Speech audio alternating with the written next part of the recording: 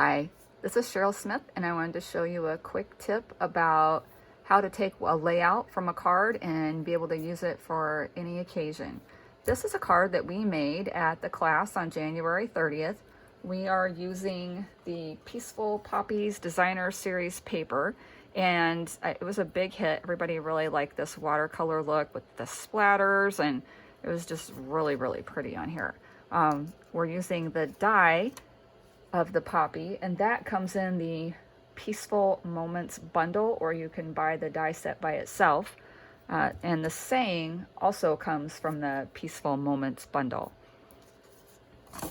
On the inside of the card, we did another saying from that same set, but this stamp is from the Painted Poppies bundle, or you could buy the stamp set by itself, but I thought it was really cute.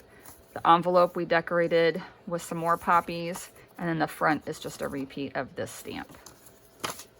So I'll show you how to put this together, and then we'll talk about some other possibilities that you might be able to do with this layout. The colors that we used are the Poppy Parade to stamp our ink. We've got the Old Olive strip of paper, and again we've got the Poppy Parade Whisper White, but in the center here I went for a little bit lighter color, and that's Pear Pizzazz. So I've already stamped these parts and pieces. We'll make this pretty quick. It's already scored, and we're using the heavy, thick Whisper White cardstock. We're going to take our DSP, and of course it is double-sided. You could use this side if you like, and that's what it would look like. That might look good. This is the reverse image of that poppy. I did it in white with the red. It's always fun to play around and see what the opposites would look like. I've seen a lot of really cute cards where instead of cardstock, they stamped this out of DSP and then did a black, the frame of the petals, and it was really cute too. So we're just gonna put a little adhesive on the back of this. This is our snail adhesive, and it's double-sided. It's a little more forgiving, so when you put your paper down, if it's not in the right place, you at least have a shot of peeling it up.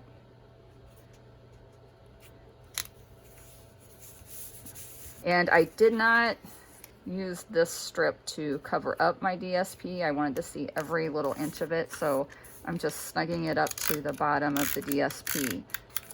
If you are doing this for a different occasion or a different DSP, you don't have to use cardstock. You can use washi tape right here. You can use ribbon or lace, another piece of DSP, so don't feel like you have to use a strip of cardstock here. Let's just snip that off. All right, so we have our DSP down, and we have our strip of coordinating color down.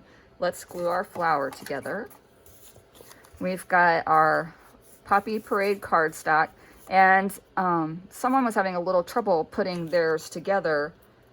They couldn't figure out how to make the petals match up, and it was because this was upside down.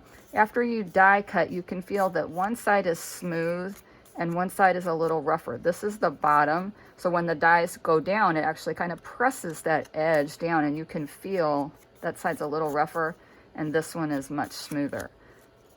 And another thing is to test out and make sure that it's going to fit on there before you put your adhesive on here. And I use these two little petals that are sticking out a little bit more. They kind of match up right here, and then the rest falls into place. So I'll just kind of lay that over. We're going to use some of our liquid Tombow adhesive, and I'm not going to use a whole lot, just a little bit on some of the places. It's hard to tell on the white if you have it on there. The glue's white, the cardstock is white. All right, we've got a little bit on each one. Match those two up again. And don't press it down until you make sure it's all in the right spot. Very good. I'm gonna just curl up the edges of these a little bit using my fingernail. I don't want to pull on them or tug on them as if I was curling something with a bone folder. I just want to give it a little bit of dimension so it sticks up. You could even do that with these petals if you wanted to too. Just curl those up a little bit so that center pops up. And again, be very gentle. You don't want to tear it. You just want to kind of give it that upward motion, a little dimension. There we go. A little bit of glue right here on this one. You could use a pop dot here if you wanted to. So that's our flower. And we are going to use some dimensionals to stick that up just a little.